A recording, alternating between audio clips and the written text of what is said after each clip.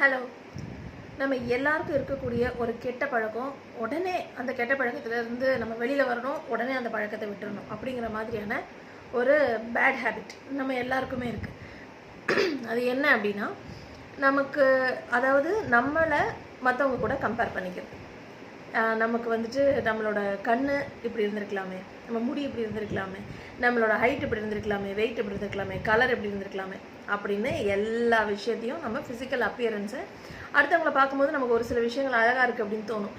அது அழகாக இருக்குன்னு அட்மையர் பண்ணிட்டு போயிட்டா பிரச்சனை இல்லை. ஆனால் நமக்கு அந்த மாதிரி இருந்திருக்கலாமே, நம்மளும் அந்த மாதிரி இருந்திருக்கலாமே, அப்போ நம்ம இன்னும் நல்லா இருப்போமே அப்படின்னு நினைக்கவே கூடாது.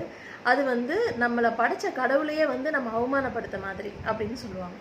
அதனால நம்மளை கடவுள் அழகாக தான் படைச்சிருக்காரு, நல்லா தான் படைச்சிருக்காரு, ஆரோக்கியமாக படைச்சிருக்காரு அப்படின்னு அந்த சந்தோஷப்பட்டுட்டு நம்ம லைஃப்பை ஹாப்பியாக லீட் பண்ணணுமே தவிர, தேவையில்லாமல் இந்த மாதிரி கம்பேர் பண்ணி நம்மளே குறைச்சி மதிப்பிட்டு அவங்கள விட நம்ம கம்மி அப்படின்னு நம்மளே இன்ஃபீரியராக நினைக்கக்கூடாது.